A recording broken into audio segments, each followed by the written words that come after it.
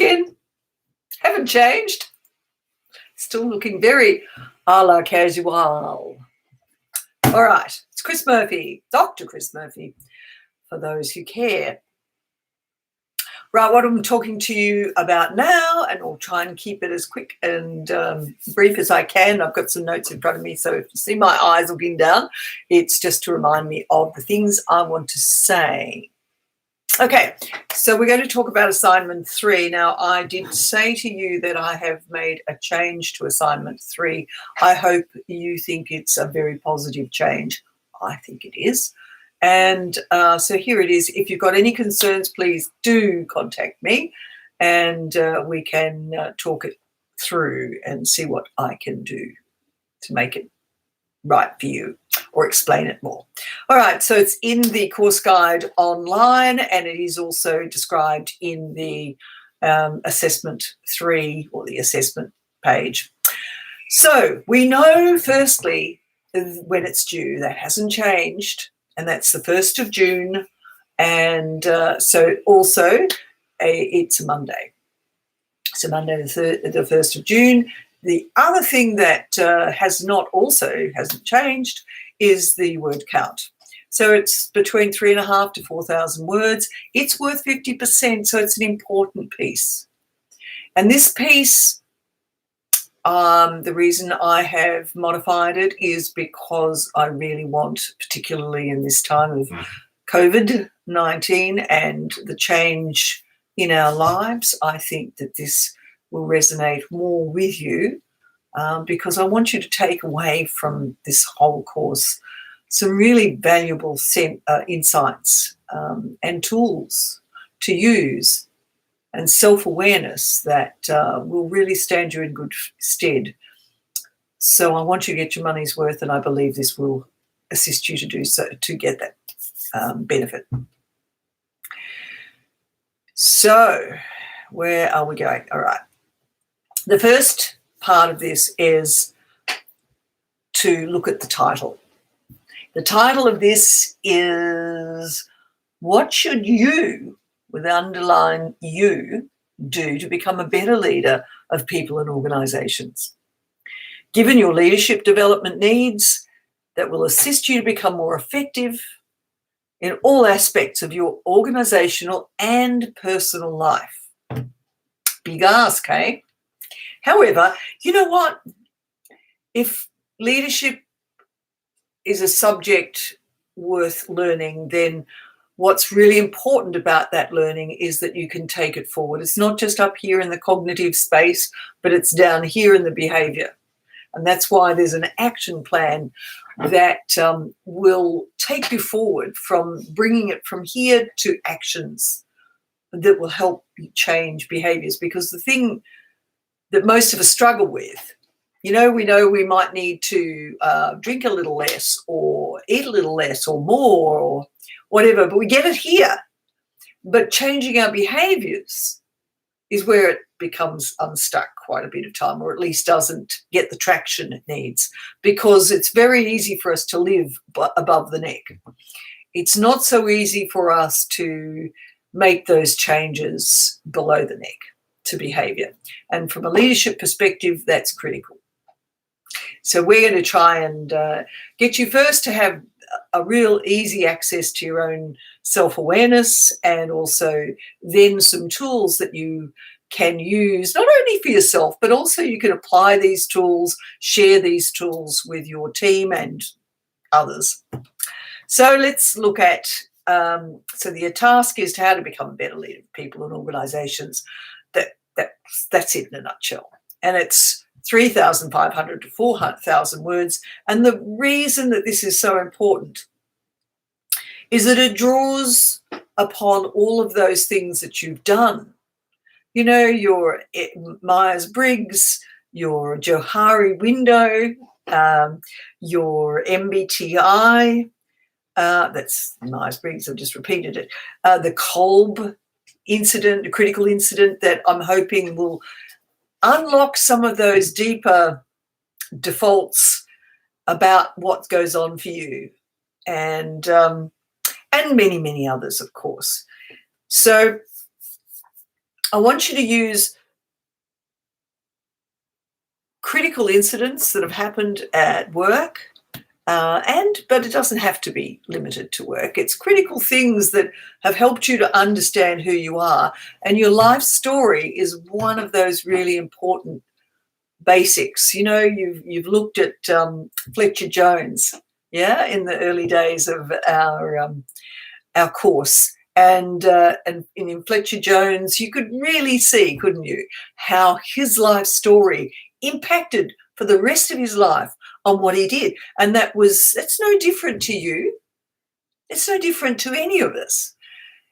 And imagining also the life story of our family, our parents, the people who have been significant in our lives.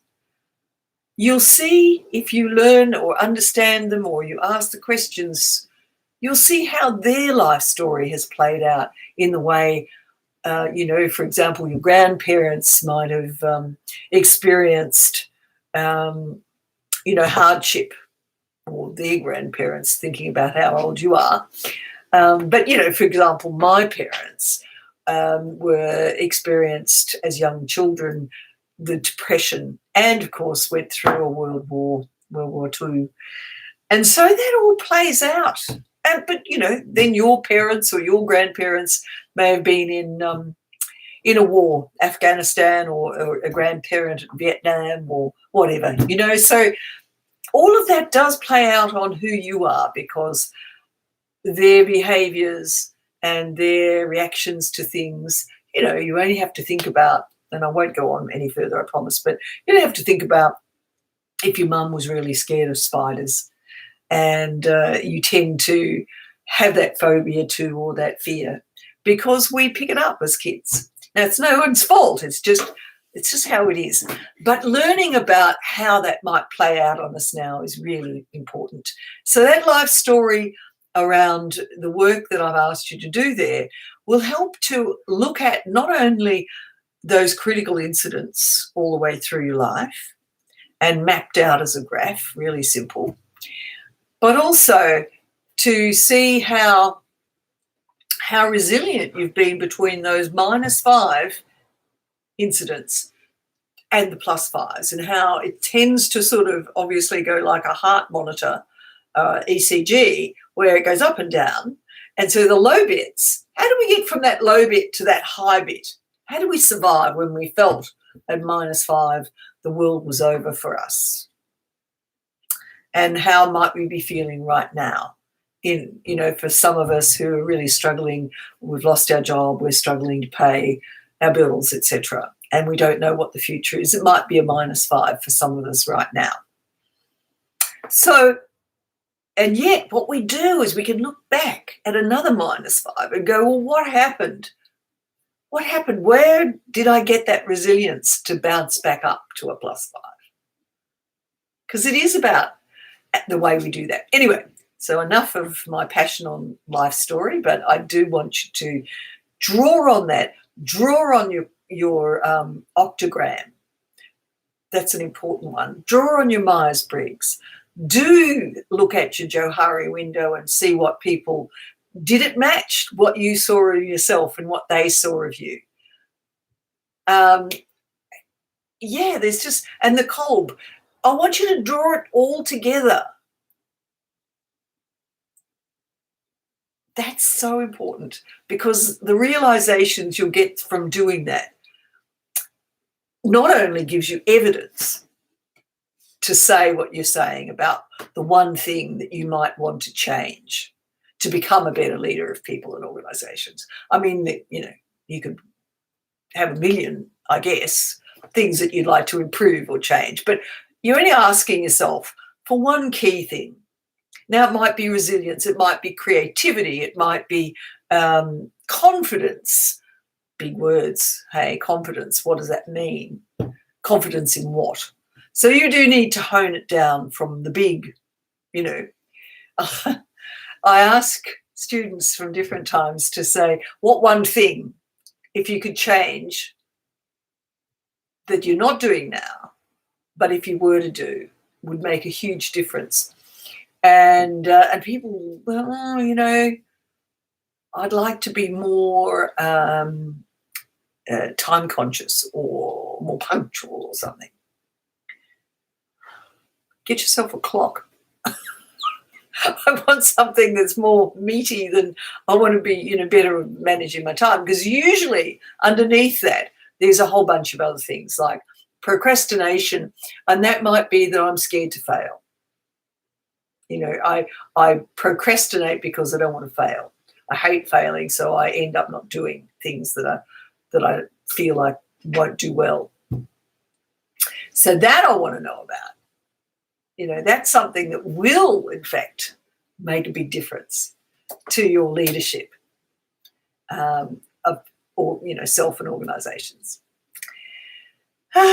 So, the whole Goleman thing of self, others, and the wider world will play into that. Certainly all of the authentic leadership stuff, any of your case studies, all of the ethical articles around all of those things are going to play in, and you can draw on them. I want you to be able to draw on theory, but also I want you to be drawing on stories, application, things that have happened. Your Kolb is one good one. If you got a good Kolb story. Now, remember, I've done that other video that you need to look at if you're saying Kolb. What's she talking about? That's what I'm talking about. Have a look at the video. And let's see. So all of those things are going to be very, very useful for you, aren't they? Don't you think? All right. So have a look. Tell me what you think. Ask me questions. I'll be doing a session on Thursday night. And let me see. Yeah, it's all on the list there. So do have a look at the description on assessments and tune in. But I've also said to you in the announcement I made to give me a call. We can arrange a time for that. You've got until the 1st of June, so there's quite a bit of time for you to be thinking about that. And remember too that in week 10 coming up, this is week 9. So in week 10, what you've got to do is upload your discussion board posts, okay? And I'm sure there'll be questions about that, and I'll anticipate them. So I'll talk a little bit about that on Thursday night as well, but I'll send you an announcement. And if you don't get bored rigid with me giving you little videos, I can do more of those too. All right. I'm enjoying reading your uploads, although they've sort of thinned out a little bit at this point. So do try to put your discussion board comments on. Okay. I hope you have a great day or two before I see some of you on Thursday. And if not, tune in. I'll send you another short story later. Okay. It's lovely to talk to you, even if it is just on a video. Bye. I'm going to turn it off again, and I forget how to do it. Hate that. End stream. There it is. Done.